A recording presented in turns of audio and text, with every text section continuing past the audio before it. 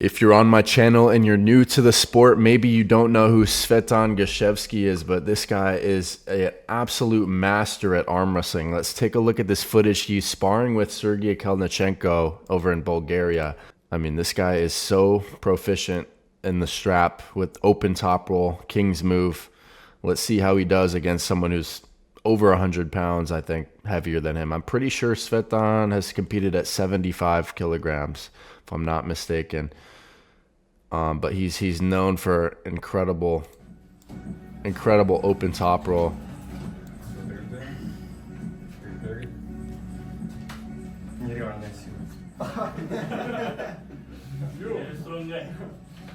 And you hear Sergey saying strong. To me, it looks like Sergey is just holding, but you can see that Sveton ends up starting to crack Sergey's wrist here. This is some good training, some good practice training here.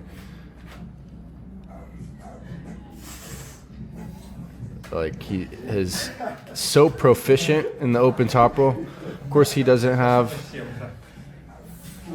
the inside strength to really finish until he's able to gas out his opponent, and then he tends to transition to get his shoulder behind it, but usually he has to gas out his opponent pretty significantly outside beforehand.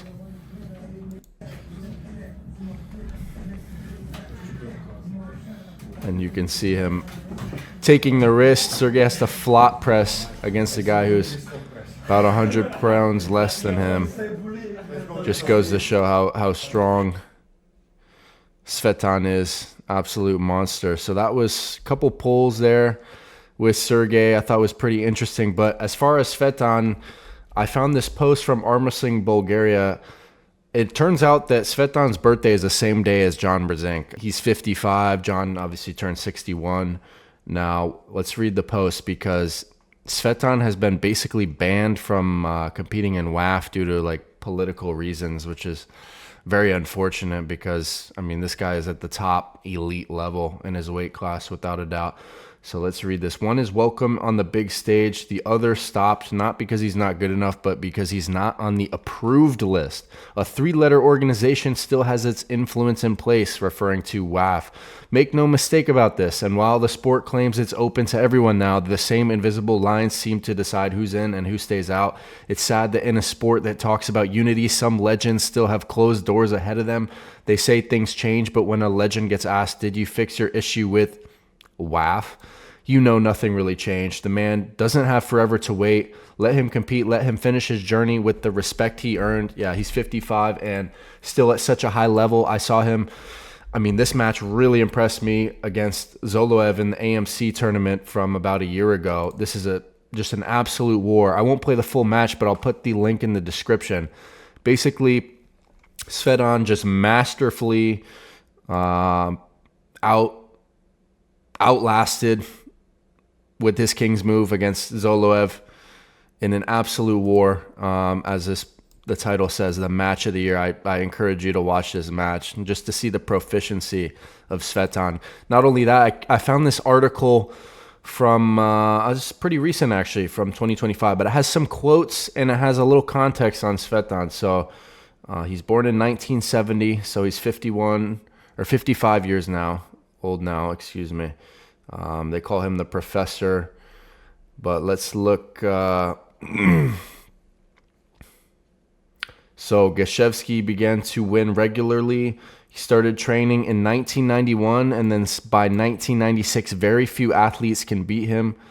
The mid-1990s was a time when knowledge of training could only be gained through personal contact, learning from better competitors and practicing together. Today, there are popular channels and thousands of training tips. Very true.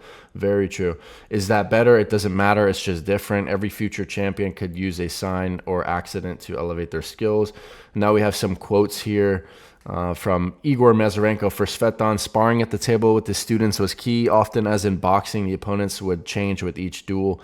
The hands were always strapped. That's why he's so good in the strap, that open top roll, king's move style. Gashevsky claimed this is safer for the athletes and results in fewer injuries. Interesting. So now we have a quote from Engin Terzi on Gashevsky. He mastered every technique. He could fight endlessly, a sprinter and a marathon runner in one. He had a lightning fast start and great endurance.